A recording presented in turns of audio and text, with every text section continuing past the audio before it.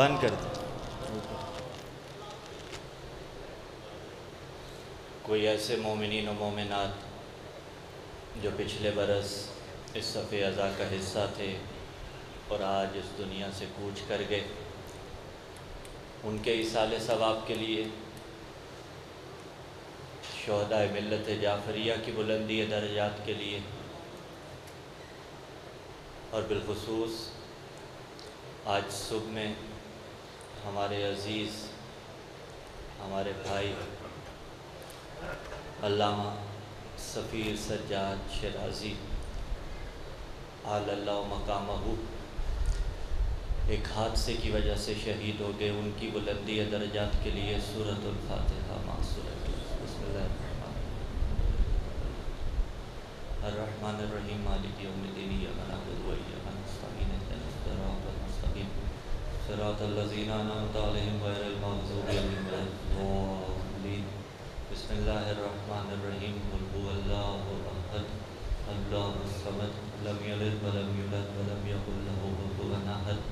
بسم اللہ الرحمن الرحیم قل هو اللہ احد اللہ الصمد لم یلد ولم یولد ولم یکن له کفوا احد۔ بسم اللہ الرحمن الرحیم قل هو اللہ احد اللہ الصمد لم یلد ولم یولد ولم یکن له کفوا احد۔ کذالک اللہ ربنا اللہم ارزقنا زیارت الحسین علیہ السلام فی الدنیا وفی الآخرۃ شفاعۃ الحسین علیہ السلام واکتبنا مع الزوار الحسین علیہ السلام واجعلنا من الباقین فی عزاء الحسین علیہ السلام واحشرنا تحت اللواء الحسین علیہ السلام وادخلنا الجنۃ من باب الحسین علیہ السلام بحق محمد و آلہ الاطہار صلوات۔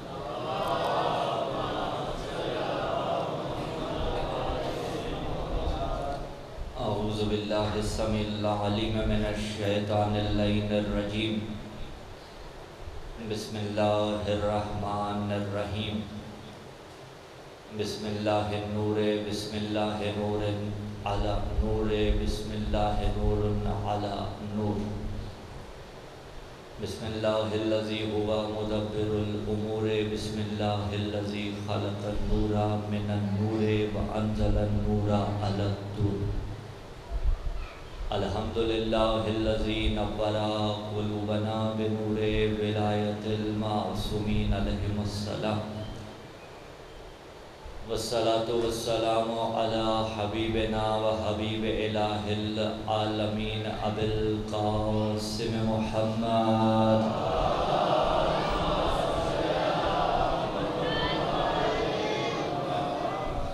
ثم الصلاة والسلام علی السید المطہر والامام المظفر والشجاع الغضنفر ابی الشبیر والشبر قاسم طوبہ وسقر اشجع المتین اشرف المکین العالم المبین الناصر المعین الولی الدین الوالی الولی السید الرضی الامام الوسیع الحاکم بالنص الجلی المخلص الصفی مظہر العجائب و مظہر الخرائب و مفرق القطائب و شہاب الثاقب نقطۃ دائرۃ المطالب اسد اللہ الغالب مطلوب کل طالب غالب علی کل غالب علی ابن ابی طالب۔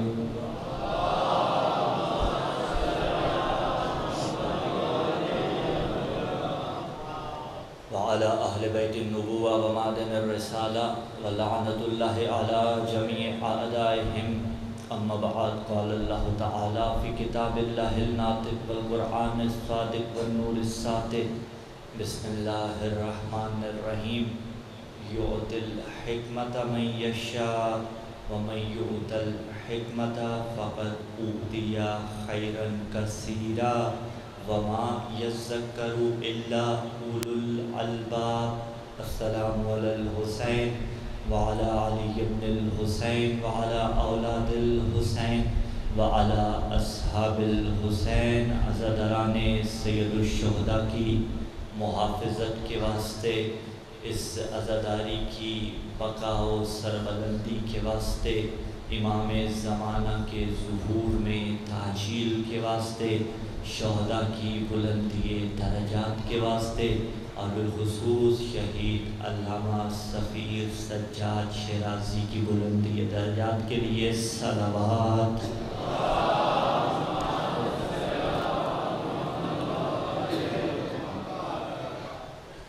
سامعین عزیز وقار، موالیان حیدر کرار، عاشقان عباس علمدار،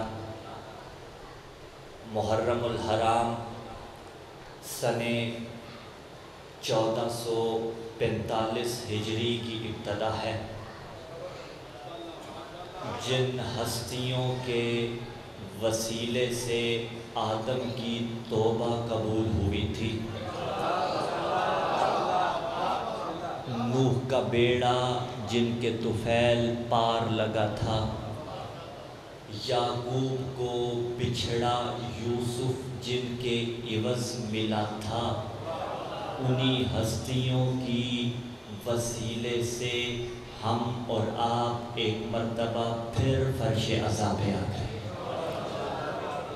یہ انہی ہستیوں کی برکت ہے، انہی ہستیوں کا فیض ہے کہ ہم اور آپ ایک مرتبہ پھر صف عزا پر موجود ہیں۔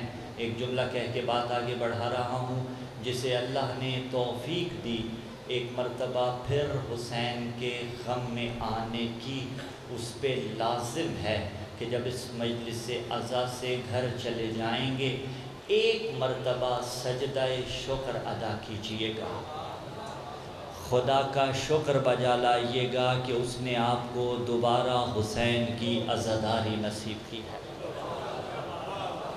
یہ تبرک ابتدا میں دیا، سن 1445 ہجری کی ابتدا ہے۔ مجھ سے پوچھیں نا تو میرا وجود یہاں نہیں ہے، میرا دل شکستہ ہے، میری کمر ٹوٹی پڑی ہے، میرے ساتھ الفاظ نہیں ہیں، میرا ذہن تسلیم نہیں کر رہا، بس حوصلہ عباس علمدار سے طلب کر کے، جو جانتے ہیں وہ جانتے ہیں، جو نہیں جانتے ان تک پہنچا دیں کہ ہمارے عزیز برادر عزیز، ایک ہی استاد کے ہم سارے کے سارے شاگردان، جامعۃ الکوثر کے درخشندہ سارے کے سارے ستارے، مجھ جیسا گنہگار بھی، علامہ سفیر سجاد شیرازی صاحب صبح ایک مجلس عزا پڑھی اور دوسری پڑھنے سے پہلے بارگاہ امام میں منتقل ہو گئے۔ ان کا قصور بھی نہیں، ان کی غلطی بھی نہیں، ایک ٹریفک حادثے کا شکار ہوئے اور وہ ٹریفک حادثے کا سارا ذمہ دار وہ سامنے سے آنے والا آئل ٹینکر تھا کہ جس کی وجہ سے آج 2 بیٹیاں یتیم ہو گئیں اور لاکھوں دل سوگوار ہو گئے۔ یقین جانیے جب ایسی چیزیں دیکھتے ہیں، آج خود پہ بیتی تو پتہ چل رہا ہے کتنا مشکل ہوتا ہے اسے سہنا۔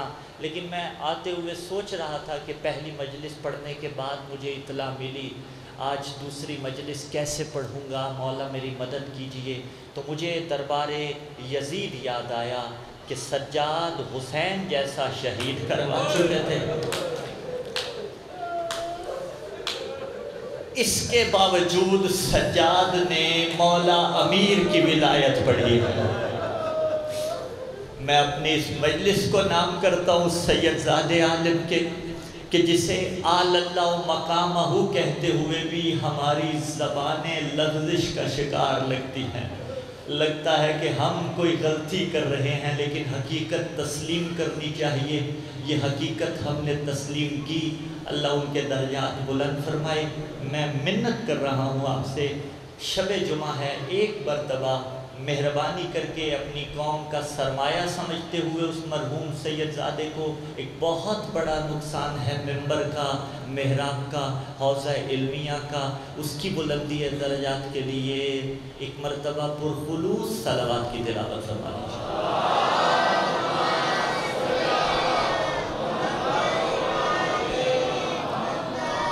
اللہ کا شکر، یہ سلیقہ بھی حسین نے سکھایا کہ ہم اپنوں کو نہیں روتے، حسین کو روتے ہیں۔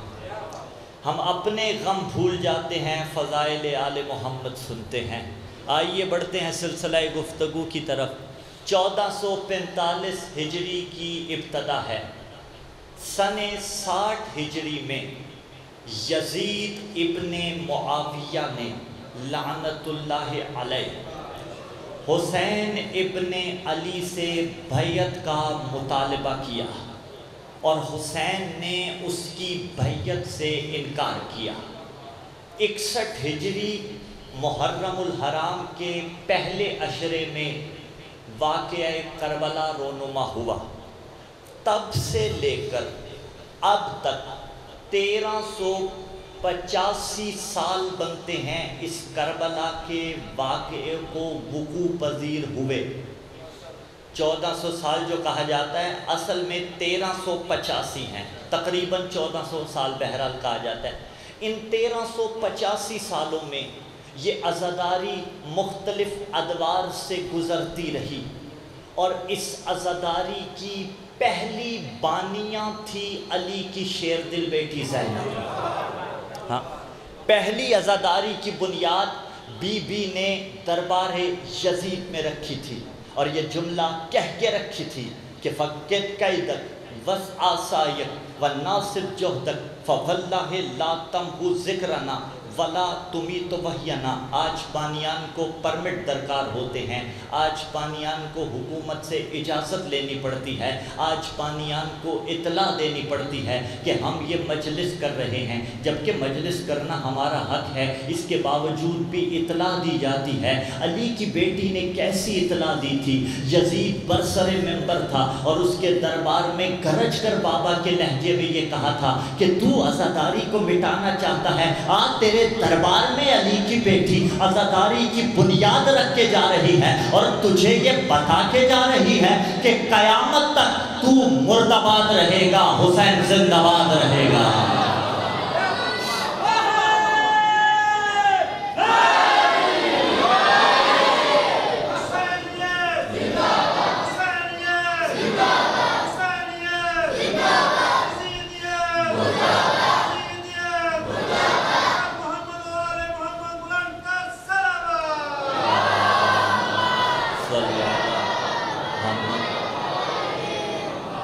بانیاں اس عزاداری کی پہلا بانی کون ہے؟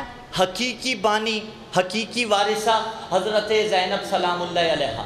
بنیاد بی بی نے رکھ دی، اور جس کی بنیاد ثانی زہرا رکھ دے، ہاں وہ شمع کیا بجھے جسے روشن خدا کرے، جسے اللہ والے روشن کر رہے ہیں۔ جب بنیاد رکھ دی تو اس عزاداری کو کبھی زوال نہیں آ سکتا۔ یہ عزاداری اسلام کے چہرے پر ایسے ہی چمکتی رہے گی جیسے کسی نئی نویلی دلہن کے ماتھے پہ جھومر چمکتا ہے، جیسے 14ویں کا چاند پوری آب و تاب سے دمکتا ہے۔ یہ عزاداری اسلام کے آسمان پر یوں ہی تاب صبح قیامت موجود رہے گی، مختلف ادوار سے ہوتی ہوتی ہم تک آئی ہے، سینہ بسینہ۔ یہ جو بچے آج بیٹھے ہوئے ہیں، کل انہی میں سے کوئی بانی بنے گا، کوئی خطیب بنے گا، کوئی عالم بنے گا، کوئی واعظ بنے گا، کوئی ماتمی بنے گا، کوئی عزادار بنے گا۔ ہم نسل در نسل اسے منتقل کر رہے ہیں، ہم نسل در نسل اسے منتقل کرتے آئے ہیں، کرتے رہیں گے۔ اور آج 1445 ہجری کی اس ابتدا میں محرم الحرام کے پہلے دن ڈگورا کے اس اجتماع میں علی والے یہاں پر آ کے، اور یہاں سے نکلیے اپنی تحصیل میں چلے جائیے، اپنے ضلع میں چلے جائیے، بڑے شہروں میں چلے جائیے، کریا کریا، نگر نگر، شہر شہر، گلی گلی، حسین کے عزادار کالے کپڑے پہن کر مجلس عزا میں آ رہے ہیں۔ کوئی علم اٹھا کے مجلس عزا میں آ رہا ہے، کہیں شبیہ ذوالجناح تیار کی جا رہی ہے۔ ہم صاحبان منبر اپنا فریضہ ادا کر رہے ہیں، علماء اپنا فریضہ ادا کر رہے ہیں، ماتمی اپنا کام کر رہے ہیں، نوحہ خان اپنا واجب ادا کر رہے ہیں، ہم سارے کے سارے اپنا فریضہ ادا کر رہے ہیں، اور ان عزاداریوں میں شرکت کر کے ہم یہ اعلان کر دیتے ہیں کہ اللہ نے آج کے دور میں بھی مجھے یہ توفیق توفیق دی ہے کہ میں حسین کی مجلس میں آؤں اور حر بن کے چلا جاؤں، حر بن کے چلا جاؤں۔ جملہ پورا سنبھال لیے گا، اس لیے کہ یہ فیض حسین ابن علی ہی کا ہے۔ یہاں بندہ آتا تو لعنت اللہ علیہ بن کے ہے، جب حر آیا تو لعنت اللہ علیہ تھا، یہاں آتا بندہ لعنت اللہ علیہ بن کے ہے، جاتا علیہ السلام بن کے ہے، اور اگر کوئی حسین کو چھوڑ دے وہ جاتا لعنت اللہ بن کے ہے۔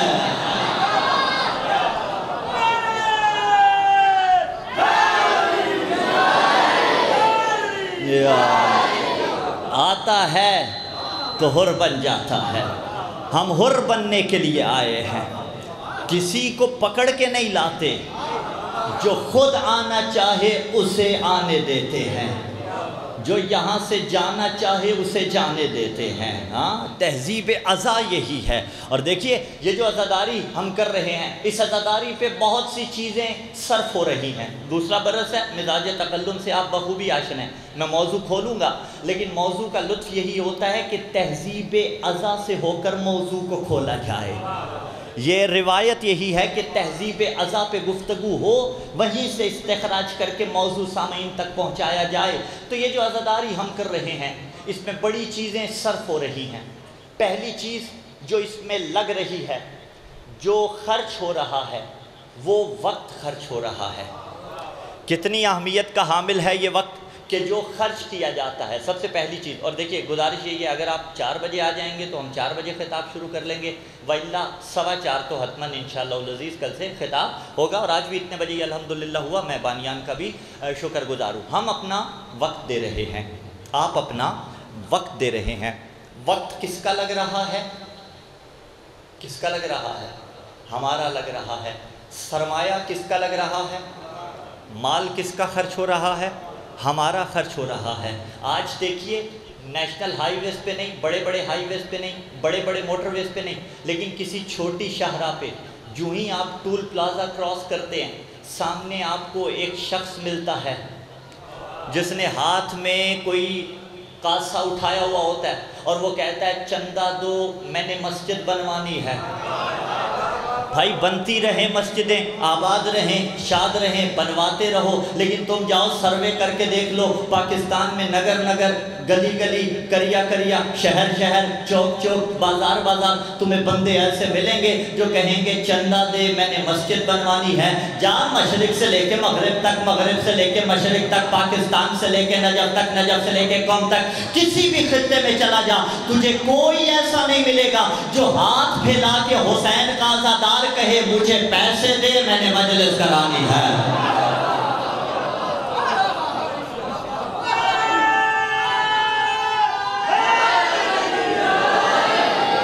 کوئی نہیں ملے گا، کوئی نہیں ملے گا کہ دے مجھے میں مجلس کرواؤں۔ ہاں پھر مختلف ہیں، کچھ مجالس پہ لاکھوں خرچ ہو جاتا ہے، کچھ مجالس پہ ہزاروں خرچ ہوتا ہے۔ اور قبلہ کس خوبصورت انداز میں پڑھ رہے تھے نا کہ دیکھیے مجلس مقبول ہونے کا معیار زیادہ پیسے نہیں۔ ہاں اس کا یہ مطلب نہیں ہے پیسہ خرچ نہ ہو، عزاداری پہ ہونا چاہیے، ہونا چاہیے۔ اور اس سوچ کو پروموشن نہیں ملنی چاہیے کہ جی عزاداری پہ اتنا پیسہ خرچ ہو رہا ہے، یہ پیسہ ہم فلاں مقام پہ بھی لگا سکتے ہیں، یہ فلاں مقام پہ بھی لگا سکتے ہیں۔ نہیں، ان مقامات کو ایام عزا کے بعد دیکھیں گے۔ اور الحمدللہ وہ سکول بھی بن رہے ہیں، وہ کالجز بھی بن رہے ہیں، وہ یونیورسٹیز بھی بن رہی ہیں، ہم اس طرف نہیں جانا چاہتے۔ تو عزاداری پہ پیسہ، اور میں بچوں کو کہوں گا بیٹے اپنی پاکٹ منی سے، اپنے جیب خرچ سے زیادہ نہیں تو 5-10 روپے کی نیاز خرید کے دوسرے بھائیوں کو کھلایا کرو۔ جس کے پاس لاکھوں ہیں اللہ نصیب کرے وہ لاکھوں کی نسبت خرچ کرے گا، جس کے پاس کروڑوں ہیں وہ کروڑوں کی نسبت خرچ کرے گا، جس کے پاس چندین ہیں وہ ان کی نسبت خرچ کرے گا۔ خرچ کرتے ہیں، کرتے رہیں گے۔ تو سرمایہ کس کا خرچ ہو رہا ہے؟ ہمارا۔ ہم خرچ کر کے بھی مطمئن ہیں۔ آباد رہی۔ تو بچا کے بھی غیر مطمئن ہے۔ رضا سرسوی مرحوم کے 4 مصرے سناؤں. آج ڈالر ریٹ کدھر پہنچ چکا ہے, IMF سے قرضے کے کیا حالات ہیں آپ بہتر جانتے ہیں. لیکن اس کے باوجود بھی جہاں 10 روپے 20 روپے 20,000 10,000 ڈالر کی اتنی اہمیت ہے, وہاں ہم ہزاروں کی تعداد میں لگا رہے ہیں, وہاں ہم کروڑوں لگانے کے لیے تیار ہیں, وہاں ہم اربوں لگانے کے لیے تیار ہیں. اور جاؤ سروے کر کے دیکھ لو, 2 ماہ 8 دن تک عزاداری رہتی ہے. میں 2 مہینے 8 دن کی بات نہیں کر رہا, آن دا ریکارڈ یہ بات موجود ہے کہ فقط اور فقط پہلے 10 دن دیکھ لو, باقی سال کے 365 دنوں میں سے 10 دن نکال دو اور 355 دنوں کا بجٹ ایک طرف رکھ دو, 10 دنوں کا بجٹ ایک طرف رکھ دو, 355 دن کا بجٹ ایک طرف ہوگا, 10 دنوں کا بجٹ ایک طرف ہوگا. اس لیے کہ 355 دن یہ ملک تم چلاتے ہو, 10 دن یہ ملک حسین چلاتا ہے.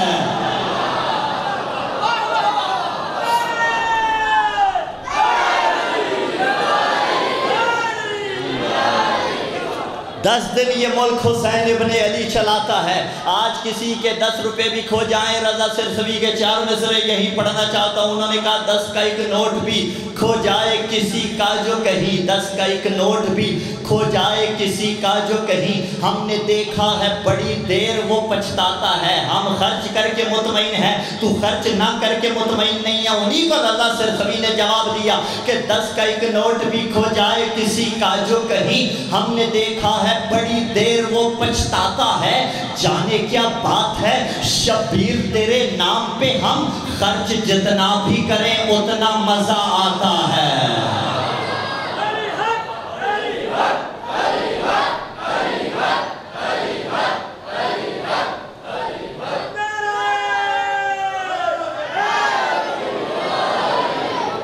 آمین.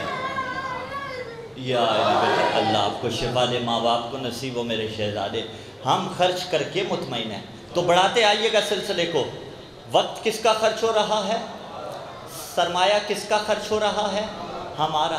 اچھا, وقت ہمارا, سرمایہ ہمارا, ملک جی ہیں زندہ باد, جو دھڑلے سے بولے ملک ہمارا.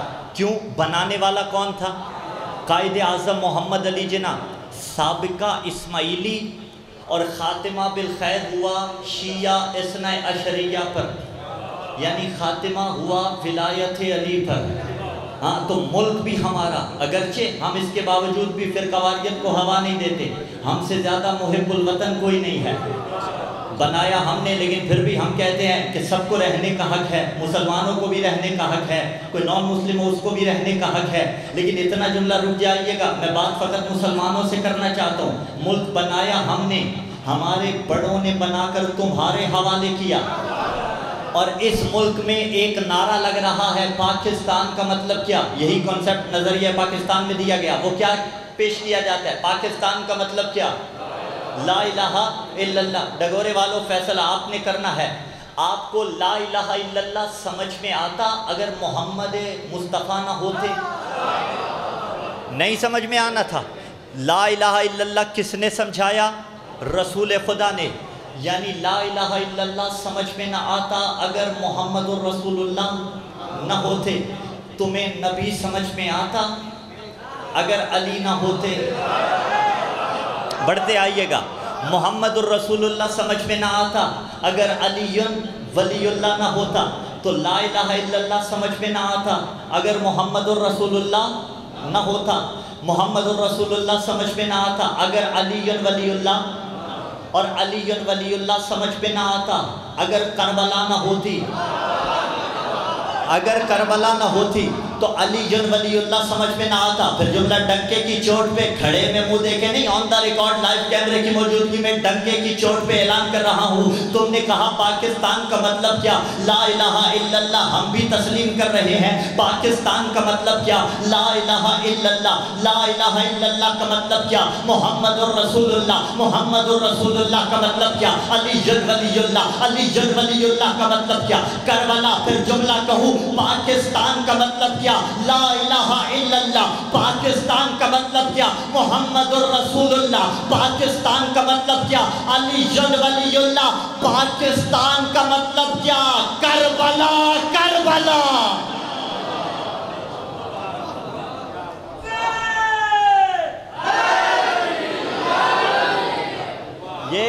پاکستان تمہیں جو ملا جہاں لا الہ الا اللہ کہہ رہے ہو، یہ قائد اعظم محمد علی جناح نے دیا۔ کہیں یہ تبادر نہ ہو کہ خدا نخواستہ شیعہ محب الوطن نہیں، ہم سے زیادہ حب الوطنی کسی میں نہیں ہے، کوٹ کوٹ کر حب الوطنی ہم میں بھری ہوئی ہے۔ اور ہمارے یہاں دیکھیے ہمارے مراجع عظام، آپ جنہیں شیعوں کا مفتی کہہ سکتے ہیں سمجھانے کے لیے، ان کے واضح فتاویٰ موجود ہیں کہ کسی بھی اسلامک ملک کے قانون کی خلاف ورزی کرنا جائز نہیں ہے، کسی بھی اسلامی ملک کے قانون کی خلاف ورزی کرنا جائز نہیں ہے۔ مثلا اگر کوئی اللیگل طریقے سے کسی دوسرے ملک چلا جائے تو وہ اللیگل طریقہ بھی اختیار کرنا جائز نہیں ہے۔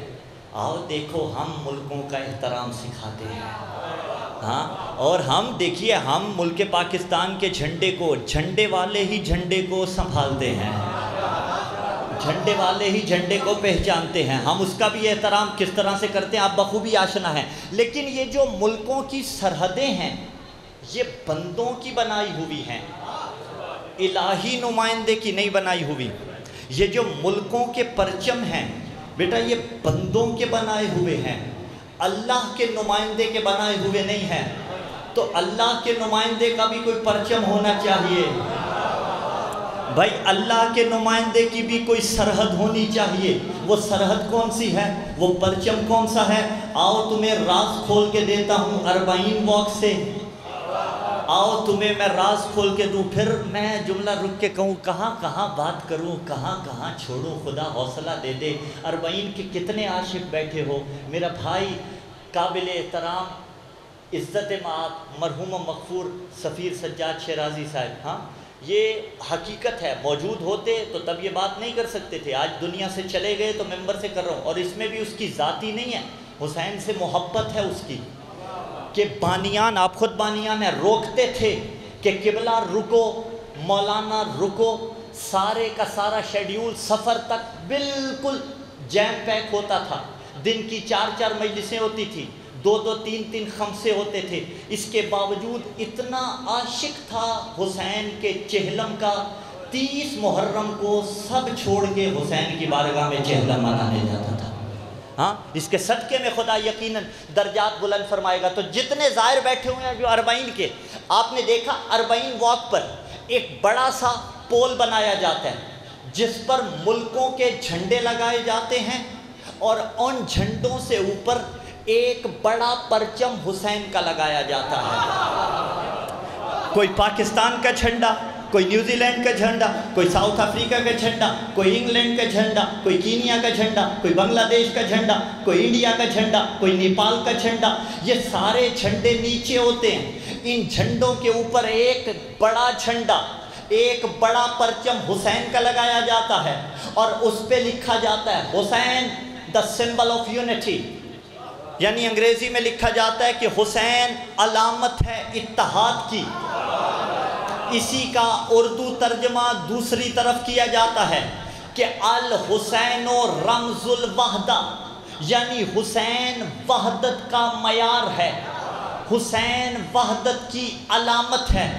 ملکوں کے جھنڈے نیچے لگائے جاتے ہیں، اوپر حسین کا پرچم لگایا جاتا ہے، اس پہ لکھا جاتا ہے حسین دا سمبل آف یونٹی، الحسین رمز الوحدہ۔ یہ ایسے ہی نہیں ہے، 40 حسینی دنیا کا سب سے بڑا اجتماع ہے، میڈیا کوریج دے یا نہ دے اس کے باوجود بھی دنیا کا سب سے بڑا اجتماع ہے۔ اس دنیا کے سب سے بڑے اجتماع میں ملکوں کے جھنڈے نیچے رہ جاتے ہیں، اوپر پرچم حسین ابن علی لگایا جاتا ہے اور لکھا جاتا ہے حسین اتحاد کی علامت ہے۔ تم نے رمز کو سمجھا ہی نہیں، ہم ملکوں کے جھنڈے نیچے کر کے اوپر حسین کا پرچم لگا کے یہ پیغام دیتے ہیں کہ یہ تمہارے ملکوں کے جھنڈے تم نے بنا رکھے ہیں، اللہ والا جھنڈا کوئی اور ہے، یہ سرحدیں تم نے بنا رکھی ہیں، اللہ والی سرحد کوئی اور ہے۔ اور جب اللہ کا آخری نمائندہ حسین کا آخری بیٹا مہدی دورہ دنیا میں آئے گا تب ملکوں کی سرحدیں ختم ہو جائیں گی، تب فقط ایک سرحد ہوگی،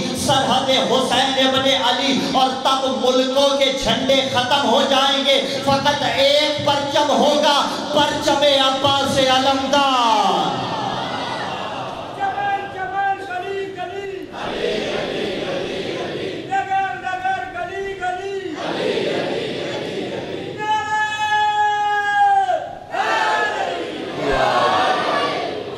ملک ہمارا، وقت ہمارا، سرمایہ ہمارا، ہاتھ ہمارا، سینہ ہمارا، آنسو ہمارے، ہاں جلوس ہمارے، عزاداری ہماری، وجود ہمارا، فتویٰ ملا کا۔ بات تو نہیں بنی نا، سرمایہ ہمارا، وجود ہمارا، ہاتھ ہمارا، سینہ ہمارا، ماتم میرا، فتویٰ ملا کا کیوں؟ آنسو میرے، فتویٰ ملا کا کیوں؟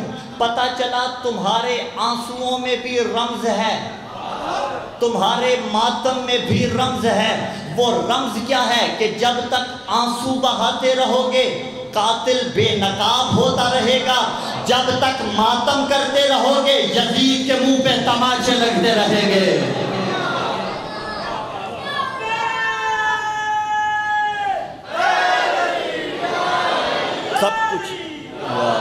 سب کچھ ہمارا ہے، ملک بھی ہمارا ہے، تکلیف تمہیں کیوں ہو رہی ہے؟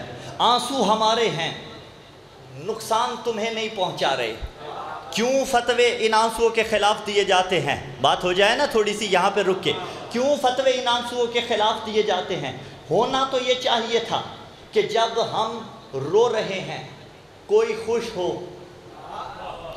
اور جب ہم خوش ہوں تب کوئی روئے، لیکن جب ہم روتے ہیں تب بھی کوئی روتا ہے اور چلا چلا کے روتے ہیں، جب ہم ہنستے ہیں تب بھی روتے ہیں۔ مباہلہ گزرا یا نہیں گزرا؟ غدیر گزری یا نہیں گزری؟ آپ ہنس رہے تھے تب رو رہے تھے، آپ ابھی رو رہے ہیں تب بھی رو رہے ہیں۔ پتہ چلا سارا سال رونا میرا مقدر نہیں، ہاں میں تو ہنستا بھی ہوں لیکن تیرا مقدر ضرور ہے۔ تو کہا جاتا ہے یہ آنسو بدعت ہے، یہ آنسو کچھ نہیں ہے، یہ کہہ کے آنسوؤں کی قدر کم کی۔ آؤ تمہیں بتاؤں آنسوؤں کی اہمیت کیا ہے۔ پہلے اللہ والے آنسو کی طرف چلتے ہیں، اس لیے کہ براہ راست اگر حسین کے آنسوؤں کی طرف آیا جائے، آنکھوں پہ ضبط رکھیے گا، بندے شرک کا فتویٰ لے کے پاس آ جاتے ہیں۔ آؤ چلتے ہیں اللہ والے آنسوؤں کی طرف، اللہ کی راہ میں بہانے والے آنسوؤں کی قدر کیا ہے۔ روایت بحار الانوار کے اندر موجود ہے، ما من قطرۃ احب الی اللہ من قطرتین، دو قطروں سے زیادہ اللہ کسی قطرے کو محبوب نہیں رکھتا۔ دو قطروں سے زیادہ اللہ کسی قطرے کو محبوب نہیں رکھتا۔ کون سے قطرے؟ قطرۃ دم فی سبیل اللہ، ایک وہ جو سبیل اللہ میں قطرہ بہے، اللہ کے راستے میں جو قطرہ بہے، یعنی روایت نے کہا ما من قطرہ احب الی اللہ من قطرتین، دو قطروں سے زیادہ خدا کو کوئی قطرہ پیارا نہیں۔ پہلا قطرۃ دم فی سبیل اللہ، وہ خون جو اللہ کی راہ میں بہے۔ جملہ رک کے کہہ دوں، جو حسین کی مجلس کے لیے جا رہا ہو اور اگر راہ خدا میں شہید ہو جائے، انتقال کر جائے، وفات پر پا جائے، اس کا خون بھی شہید کا خون ہے۔ جو جلوس میں آ رہا ہو، ماتم کرنے کے لیے آ رہا ہو، یا حلقہ جلوس میں شہید ہو جائے، اس کا دنیا سے چلا جانا یہ بھی شہادت کی موت ہے۔ کیوں؟ سبیل الہی میں مارا گیا۔ تو ایک قطرہ وہ جو راہ خدا میں بہتا ہے، دوسرا قطرہ قطرۃ دمعۃ فی سواد اللیل لا یراد بها العبد الا اللہ عز وجل، ایک قطرہ وہ جو رات کی تاریکی میں آنکھ سے نکلتا ہے، وہ اللہ کو بڑا پسند ہے۔ دو قطرے اللہ کو پسند ہو گئے۔ اگلا قطرہ کون سا پسند ہے؟ مولا امیر نے فرمایا، علی ابن ابی طالب علیہ السلام، مولا کی عظمت پہ بآواز بلند صلوات کی تلاوت فرمائیں۔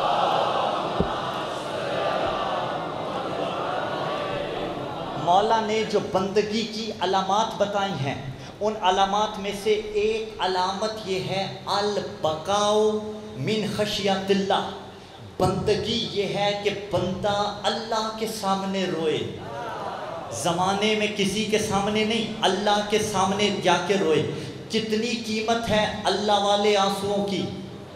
آؤ اب تمہیں وہ آنسو دکھاؤں جو بہتے حسین پہ ہیں اللہ والے آنسو، وہ ہیں اللہ والے آنسو۔ اب اس پہ روایت سنیے گا کہ قطرہ جو حسین علیہ السلام کی راہ میں بہے، حسین کے ذکر کے سننے پہ بہے، من ذکر الحسین، پھر روایت وسائل الشیعہ سے پڑھ رہا ہوں، شیخ عاملی علیہ رحمہ نے اس کو نقل کیا، من ذکر الحسین عندہ فخرج من عینہ من الدموع مقدار جناح ذباب، کہ جس کے سامنے حسین کا ذکر کیا جائے، فخرج من عینہ من الدموع، اس کی آنکھ سے آنسو نکلے، مقدار و جناح ذباب، کتنے آنسو نکلے؟ 10 نہیں، ایک بھی کتنا؟ مچھر کے پر جتنا، کتنا؟ مچھر کے پر جتنا، کانا ثوابہ علی اللہ عز و جل، تو اس ایک مچھر کے پر جتنے قطرے کا ثواب کون دیتا ہے؟ اللہ دیتا ہے۔ وَلَمْ يَرْضَى لَهُ بِدُونِ الْجَنَّةِ، اور اللہ اس کے لیے جنت سے کم ثواب پہ راضی ہی نہیں ہوگا۔ کتنا قیمتی ہے یہ آنسو۔ رک کے جملہ یہاں کہہ دوں، مجمع ہزاروں کے ہوں تو بھی پیغام پہنچانا اپنا منصبی فریضہ۔ پرانے عزادار بیٹھے ہوئے ہیں، پنجاب کے قلب میں پڑھ رہا ہوں، بڑے بڑے بانیان ہیں، جو عزاداری کے ساتھ ہو رہا ہے، ادھر پڑھنے والے کا اشارہ، میں جملہ کہہ رہا ہوں نا، ادھر پڑھنے والے کا اشارہ کنائے میں، ادھر بندہ کھڑا، اور جو کھڑا ہے وہ نقلی رونے والا ہے، ایسا ہے یا نہیں ہے؟ جنہیں آپ پیٹے کہتے ہیں، یعنی اپنے آنسو کو فروخت کر رہا ہے۔ کسے کر رہا ہے؟ غلط خریدار کو۔ نہ پہلے عزادار سے لے کے آخری عزادار تک تیرے آنسوؤں کی قیمت ہے، تیرے آنسوؤں کا حقیقی خریدار بھی ہے۔ میں تجھے حقیقی خریدار بھی بتاتا ہوں، میں تجھے آنسوؤں کی قیمت بھی بتاتا ہوں، اس کے بعد تو فیصلہ کر لی جنہیں تو بیچ رہا ہے وہ حقیقی خریدار تھے یا جو میں نے بتایا وہ حقیقی خریدار ہے۔ ایک شے کی قیمت ہوتی ہے، ایک شے کو خریدنے والا ہوتا ہے۔ گھاٹے کا سودا تو قرآن نے بھی کہا ہے کبھی نہ کرو۔ آؤ ہم گھاٹے کا سودا کرتے ہی نہیں، میں نے اپنے آنسو بیچنے ہیں، میں بیچنا چاہتا ہوں۔ ان عزاداروں نے 38 جیبے والوں نے اپنے آنسو بیچنے ہیں۔ کسے بیچے؟ تو روایتوں نے کہا تیری آنکھ سے جو مچھر کے پر کے برابر بھی آنسو نکل جاتا ہے، اس ایک آنسو کی قیمت کا نام جنت ہے، اسے خریدنے والی کا نام حضرت زہرا ہے۔ اللہ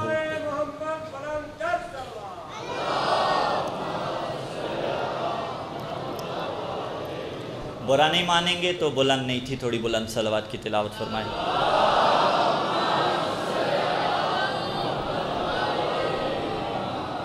زہرا خرید رہی ہیں آنسوؤں کو۔ ہاں جو آپ روتے ہیں ہوگا کیا؟ ان آنسوؤں کو معمولی سمجھ رکھا ہے، ایک مچھر کے پر جتنا۔ جو روایتوں نے نتیجہ پیش کیا وہ میں نے دے دیا آپ کو، اور تھوڑی سی گفتگو یہاں پہ مشکل تھی، سہل تھی، لیکن مجھے پتا تھا میں نے نہ کی تو کسی نے نہیں کرنی۔ آؤ بات کو آگے بڑھاتے ہیں اور اب منزل فضیلت کے معراج پہ لے کے جاتا ہوں میں آپ کو۔ جو روایتوں نے کہا وہی میر انیس نے قلم بند کیا، اور من و عن بالکل درست ہے کہ ارشاد نبی ہے کہ مددگار ہیں میرے۔ یہ رونے والا کون ہے؟ ابھی آنکھوں پہ ضبط رکھیے گا، منزل مصائب نہیں ہے۔ یہ جو آپ روتے ہیں یہ کس کی مدد کرتے ہیں، یہ کس کی نصرت کرتے ہیں؟ اسی تخیل کو روایتوں سے جو حاصل ہے اسے میر انیس نے پیش کیا کہ ارشاد نبی ہے کہ مددگار ہیں میرے، فرماتے ہیں حیدر کہ یہ غمخوار ہیں میرے، حضرت کا سخن ہے کہ عزادار ہیں میرے، میں ان کا ہوں طالب یہ طلبگار ہیں میرے۔ یہ آج اگر رو کے ہمیں یاد کریں گے، ہم قبر میں ان لوگوں کی امداد کریں گے۔ نصرت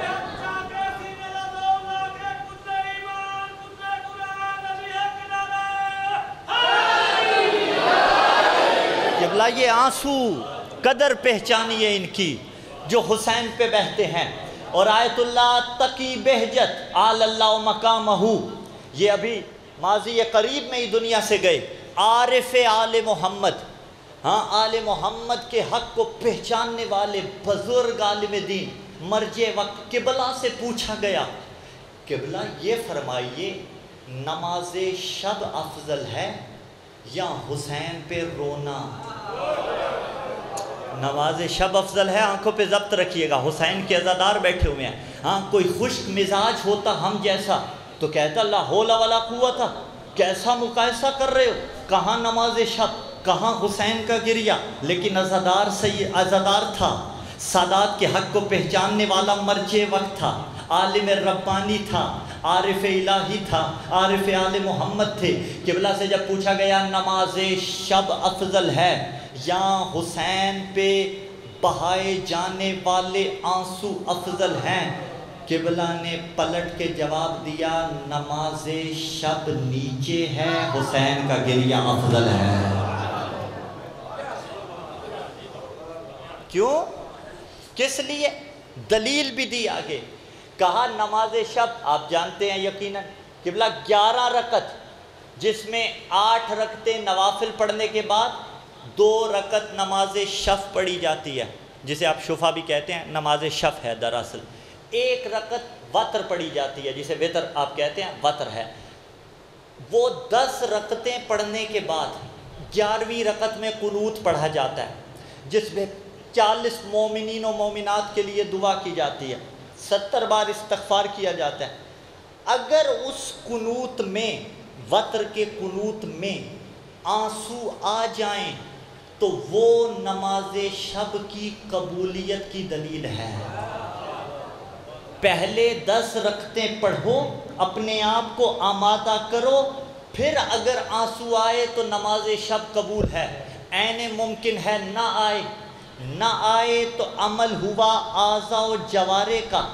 یہ عمل قلبی نہیں ہے، عین ممکن ہے دل آمادہ نہ ہو، لیکن حسین پہ رونے کے لیے اعضاء و جوارے کو آپ کو فورس نہیں کرنا پڑتا، آپ کا قلب متوجہ ہوتا ہے، اس لیے کہ آنسو بہاتا ہی وہ ہے جس کا دل حسین کے ساتھ ہوتا ہے. ہاں یہ گریہ اور زاری اس قدر قیمتی ہے. تو کہا حسین پہ بہایا جانے والا آنسو یہ افضل ہے. پہنچ رہی ہے بات کو؟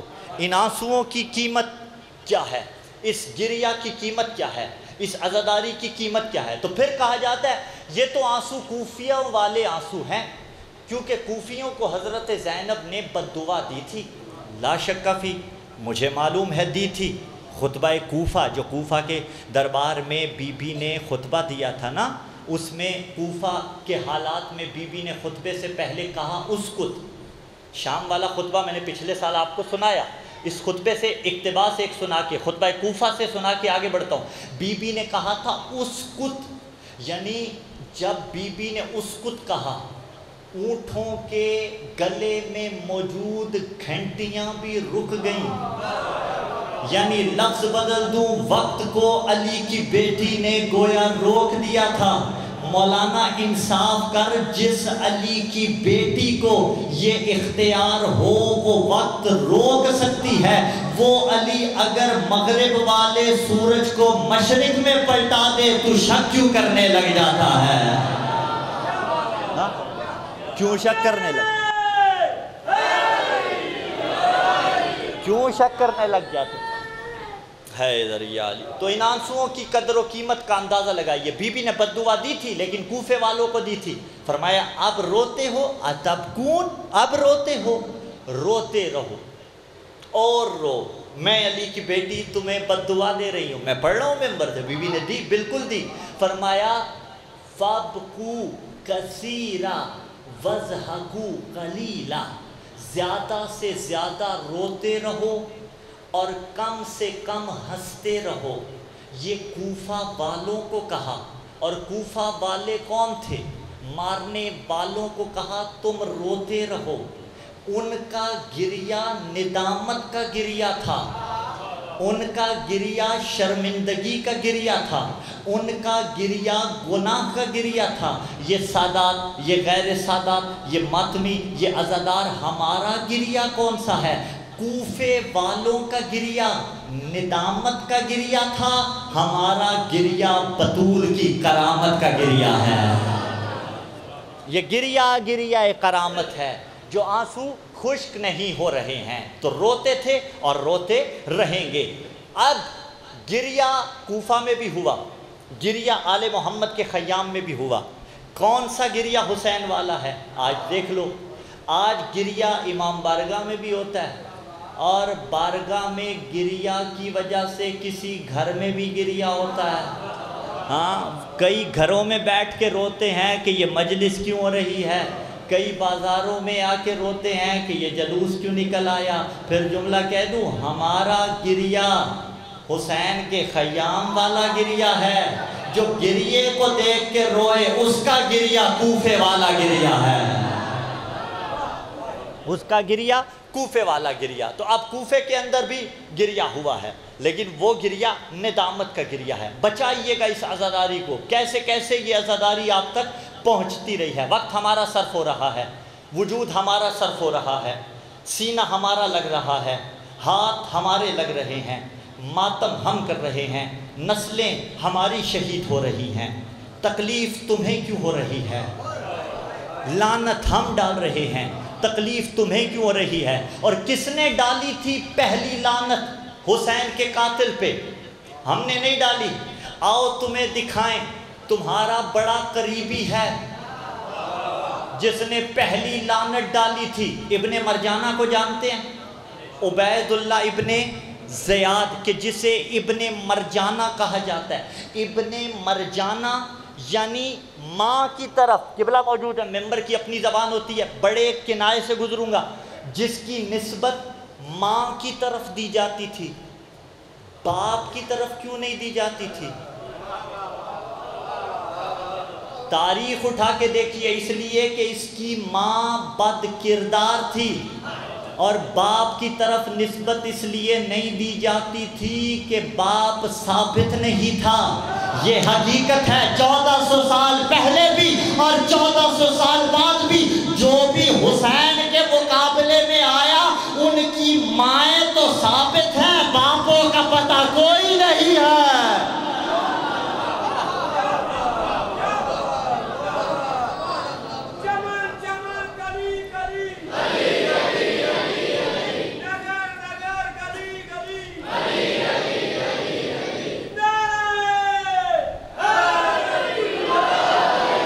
کے دیکھیے، ہاں، اور اسے نسبت دی جاتی تھی باپ کی طرف بھی اگر دی گئی، ابن زیاد کی طرف، تو ابن زیاد یعنی زیاد کا بیٹا۔ ہاں، اور تاریخ اٹھا کے دیکھیے گا، بعد میں مجھ سے پوچھنا چاہیں تو پوچھ لیجئے گا، میں بتاؤں گا کہ زیاد کس شخص نے گناہ کیا کسی عورت کے ساتھ، اس کے نتیجے میں یہ زیاد دنیا میں آیا۔ خود اس کا باپ بھی شرعی طور پر ثابت نہیں تھا، یہ بھی مشکوک النسب تھا۔ تو اب یہاں پر بات ہوتی رہی، جو آیا آل محمد کے مقابلے میں کون تھا؟ عبید اللہ ابن زیاد ابن، صلوات پڑھی محمد علیہ۔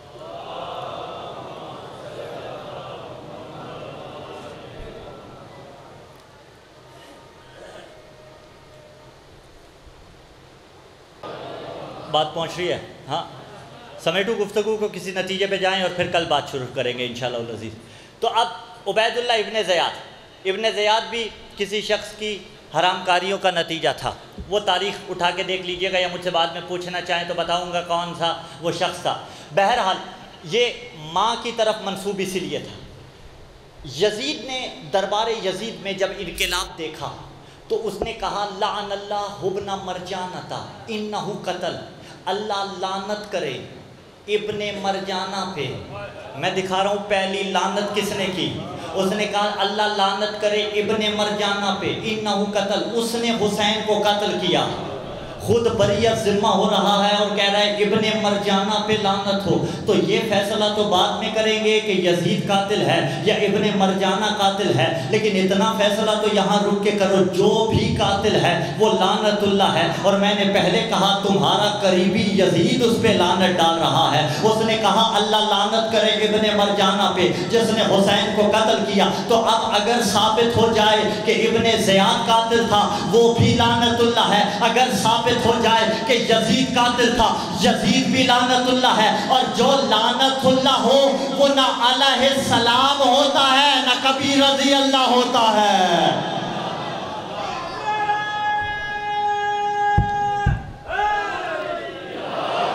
وہ لعنت اللہ ہی رہتا ہے۔ تو لعنت پڑ رہی ہے قاتلوں پر قاتلوں کے ذریعے۔ یہ کیا تھا قاتلوں پر قاتلوں کے ذریعے لعنت؟ یہ تھی حکمت الہیہ، جو اللہ کی حکمت تھی، اور خود مقتولین کے ذریعے جنہیں زمانہ ہارا ہوا سمجھ رہا تھا ان کے ذریعے جو اعلان فتح ہو رہا تھا وہ تھی ولایت معصومین۔ جب بی بی نے کہا اسکت تو یہ ولایت معصوم تھی۔ جب مولا سجاد نے کہا جب اذان ہوگی تو دیکھ لینا جیتا کون اور ہارا کون، یہ ولایت معصوم۔ یہی میرا موضوع سخن ہے، حکمت الہیہ اور ولایت معصومین۔ اسی پہ انشاءاللہ العزیز مطالب آپ کی سماعتوں کی نظر کرتے جائیں گے۔ وقت بہت ہوا، یہیں تقریر کو سمیٹتے ہیں اور منزل مصائب کی جانب بڑھ جاتے ہیں۔ عزادارو، پہلی محرم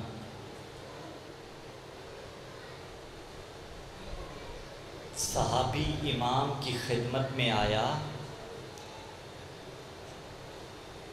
جس کا نام شبیب ہے، تیرے میرے 8ویں امام کے پاس آیا اور مولا نے کہا جانتا ہے یہ کون سا دن ہے؟ کہا مولا کون سا؟ کہا اس دن اللہ کے نبی زکریا نے دعا مانگی تھی کہ بار الہ مجھے طیب و طاہر ذریت عطا کر۔ اللہ نے یحییٰ جیسا بیٹا عطا کیا تھا۔ اسی دن آ کے فرشتے نے زکریا سے کہا اللہ تجھے بیٹا دے رہا ہے۔ میں کہوں گا اس یکم محرم کو زکریا کو بیٹے کے ملنے کی بشارت سنائی گئی، اور اسی یکم محرم کو حسین کے اکبر کے شہید ہونے کی اطلاع آ گئی۔ اجرکم اللہ۔ اس چاند نے طلوع ہو کے حسین کے اصغر کی شہادت کی اطلاع پہنچاتی۔ عزادارو، کوئی چاند خوشی کا چاند ہوتا ہے، کوئی چاند غمی کا چاند بن کے آتا ہے۔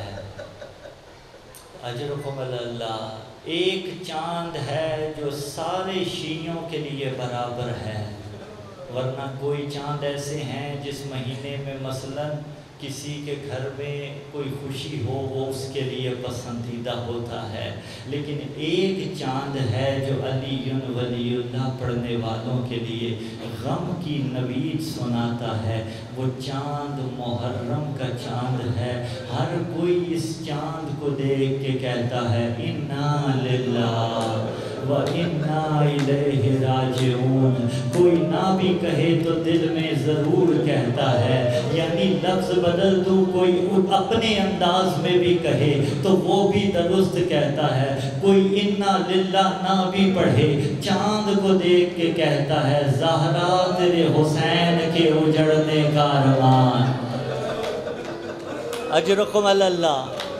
سیدہ راضی ہو، میں پہلی محرم کو کبھی بھی حسین کی مصیبت نہیں پڑھتا، میں پہلی محرم کو ہمیشہ بطول کی مصیبت پڑھتا ہوں، اس لیے کہ باقی دنوں میں ہم نے حسین کو پرسہ نہیں دینا، ہم نے زہرا کو پرسہ دینا ہے، لیکن پہلی محرم کو کوشش کیا کرو حسین کی بارگاہ میں بطول کا پرسہ دیا کرو، اس لیے کہ حسین والی مصیبت بپا ہی نہ ہوتی اگر زہرا والی قیامت نہ آتی۔ لفظ بدل دو، اگر بطول کا گھر نہ جلایا جاتا، شام غریبہ میں خیام نہ جلائے جاتے۔ اجرکم اللہ، اجرکم اللہ، آپ آوازہ ہے سننے کے لیے۔ اگر بطول کو تماچا نہ لگتا، پھر سکینہ کو تماچے نہ لگتے۔ دیکھو جتنے صاحب اولاد ہو، جو باپ بیٹھے ہو بچوں کے یا بچیوں کے، اللہ نے تمہیں ولی بنایا ہے اور ولی کو اللہ نے اختیار دیا ہے، لیکن اس کے باوجود بھی باپ کو اجازت نہیں ہے اپنی اولاد کو مارے۔ اللہ نہ کرے کبھی غلطی سے اپنے بیٹے کو مارا بھی ہو، مجلس میں توبہ کرنا، سمجھا ضرور، کبھی تماچا نہ مارنا، تو عباس کا ماننے والا ہے۔ اللہ نہ کرے، اللہ نہ کرے کوئی اپنے بیٹے کو تماچا مار لے، کی غلطی ہے کرے توبہ، لیکن اللہ نہ کرے کوئی بیٹے کو تماچا مار لے، بیٹی کو پھر بھی نہیں مارتا کہ بیٹیاں تماچوں کے لیے پیدا نہیں ہوتی۔ اور قربان جاؤں سادات کی غیرت پہ، ہماری بیٹیاں تو تماچوں کے لیے نہیں پیدا ہوئی، لیکن قسمت محمد کی بیٹی کی، اور جسے بے غیرت نے تماچا مارا، اور قسمت سکینہ کی جسے ظالموں نے تماچے۔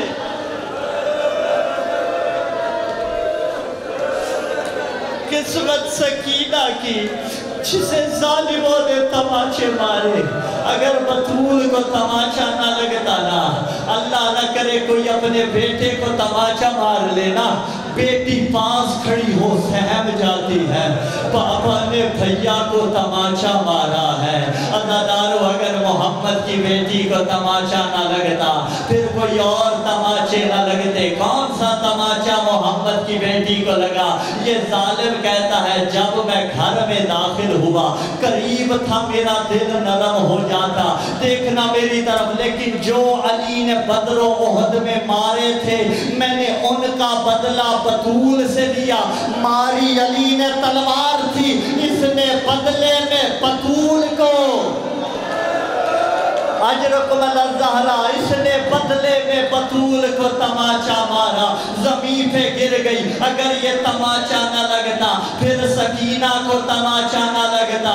کب لگا سکینہ کو تماچا؟ کہ جب پاپا نہ ملتا تھا، سکینہ اونٹوں کے درمیان سے ہوتی ہوئی ایک شخص سے پوچھنے لگی، اے شخص بتا، تو نے میرے پاپا کو دیکھا ہے؟ کہاں کون ہے تیرا پاپا؟ کہاں حسین ابن علی، نام حسین کا آیا۔ اس بے غیرت نے تماچا مارا، دیکھی میری طرف، بچی کو تماچا لگا، زمین پہ گری، ننے ننے ہاتھ باندھ کے کہتی ہے مار تو لیا، او اب بتا میرا بابا کدھر؟ باتا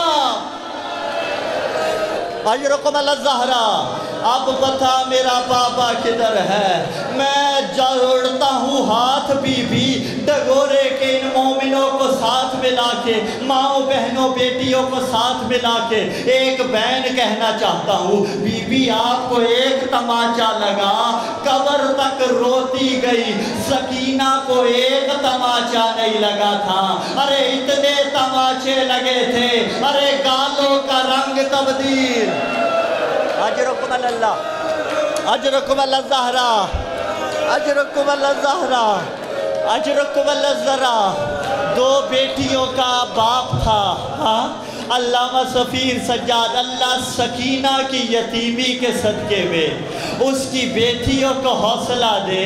ہاں عزادارو، جناب زہرا کا اگر محسن نہ مارا جاتا، عزادارو پھر کربلا میں علی اصغر شہید نہ ہوتے۔ جانتے ہو ڈگورے والو، قیامت کے دن پہلا مقدمہ کس کا پیش کیا جائے گا؟ محشر میں پہلا مقدمہ حضرت محسن کا پیش کیا جائے گا۔ ارے محسن کو لایا جائے گا اور اللہ کی بارگاہ میں شکایت کی جائے گی۔ کرو سوال، سوچ رہے ہوگے نا کہ محسن کا لاشا زہرا لے کے آئیں گی؟ نہیں عزادارو، تیرا دل دکھانے کا سامان ہے۔ نہ پوچھا کر شیعہ ماتم کیوں کرتے ہیں، پوچھا کر مر کیوں نہیں جاتے۔ محسن کا لاشا زہرا نہیں لائیں گی۔ شیخ عباس قمی نے لکھا محسن کا لاشا حضرت فاطمہ بنت اسد لے کے آئیں گی، حضرت خدیجۃ الکبریٰ لائیں گی۔ اور کرو سوال، زہرا کیوں نہیں لے کے آئیں گی؟ اس لیے کہ زہرا کے ہاتھ خالی نہیں ہوں گے۔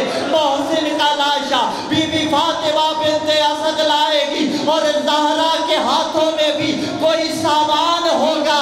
ارے زہرا اپنے محسن کو چھوڑ کے عباس کے 2 کٹے بازو اپنے ہاتھوں میں لے کے اور تیری شفاعت کے لیے اجرکم اللہ، اجرکم اللہ، بس آخری منزل بڑھاؤں گا آئیں گی۔ ہاں زدارو، اگر بطول کو تازیانے نہ لگتے تو پھر سجاد کو تازیانے نہ لگتے۔ اگر بطول دربار نہ جاتی پھر زینب دربار نہ جاتی۔ لیکن فرق ہے زدارو، جب زہرا دربار میں گئی ہے، زہرا نے کہا علی کے گلے میں جو رسی ہے اسے کھول دو، علی کو آزاد کر دو، ورنہ میں بال کھول کے بد دعا کروں گی۔ علی نے سلمان سے کہا سلمان جا کے بطول کو روک۔ عزادارو، زہرا نے بد دعا ابھی نہیں کی تھی، مسجد نبوی کی دیواریں بلند ہونا شروع ہوئی، اتنی بلند ہو گئی کہ نیچے سے کوئی ایک شخص گزر سکتا تھا۔ میں کہوں گا بی بی آج علی کے گلے میں رسی دیکھ کے بد دعا نہیں کی، اللہ جانے کیا بنا ہوگا۔ ارے شرابیوں کی بھیڑ تھی، علی کی بیٹی رستہ مانگتی تھی اور رستہ نہیں ملتا تھا۔ ایک رسی تھی اور 11 گلے تھے اور شرابی کے دربار میں زینب کھڑی۔